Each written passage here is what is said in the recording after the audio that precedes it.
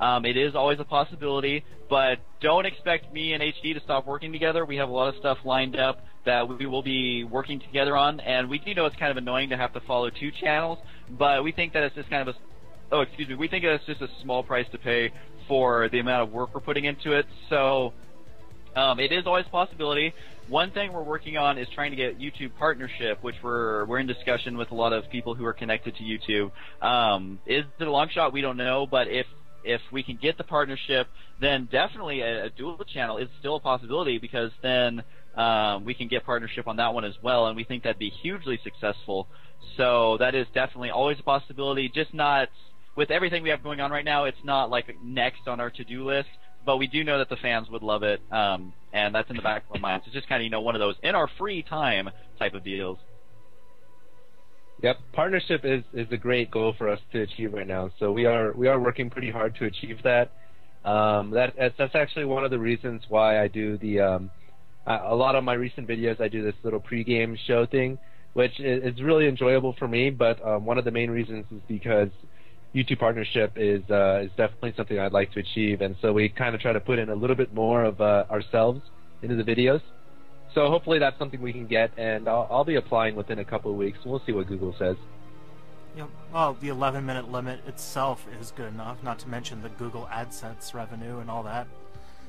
Oh, it would be nice to see. Well, yeah, that's the goal and dream. Like, if people don't know, I applied for partnership. I got rejected for some pretty shady reasons, but that's okay. I understand you have to play exactly by the rules. You got to jump through all the hoops. So I'm going to be applying in about a month, and we'll see how it goes.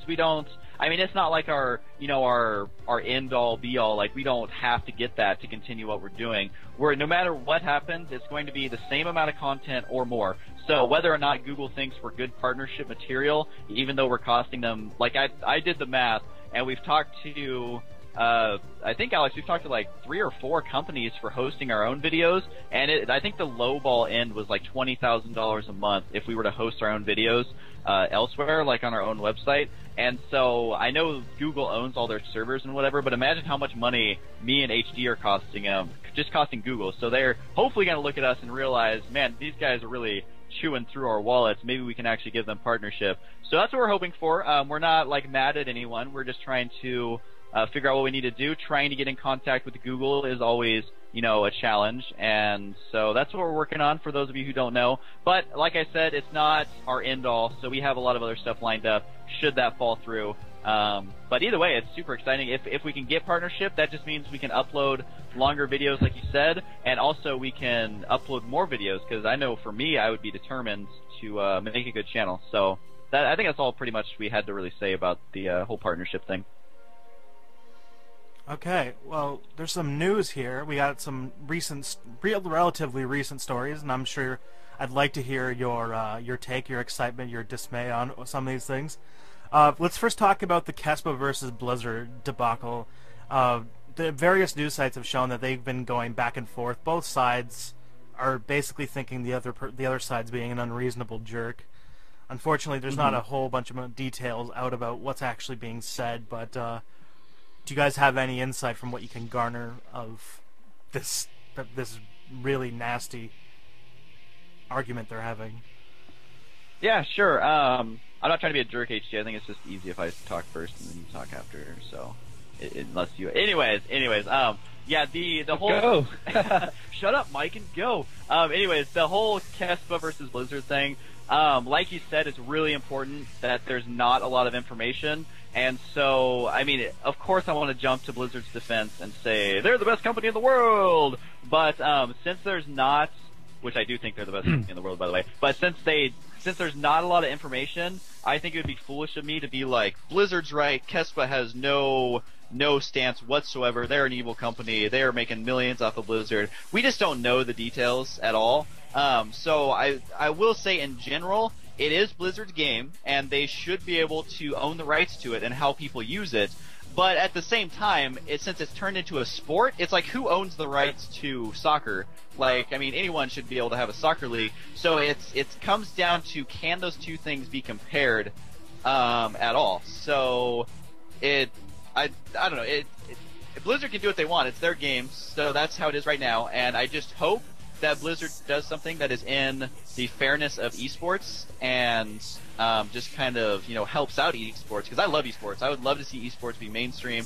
It's just so awesome. I think it should be mainstream. I think it has the following of it. So hopefully Blizzard keeps that in mind going forward, because this can go one of two ways.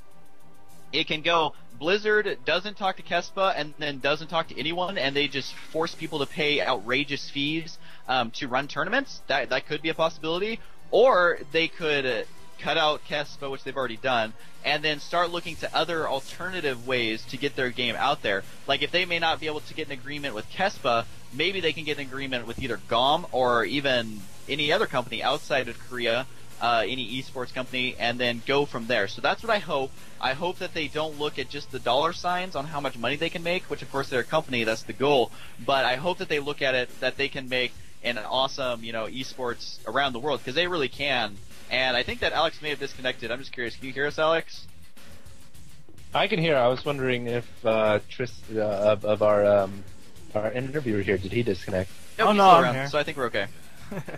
Okay, yeah, Skype is freaking out on us. Okay. So as far as that, I don't want to pick sides, but I will state facts are facts. It's Blizzard's game. They have a lot of willpower to do like what they want with it, which is fine. It's their game. So we'll see what happens, but the most important thing is that there's not a lot of information, and both sides are going to be spun a little bit because they want people to agree with them. So I don't know. I'll always back Blizzard, though. I love Blizzard.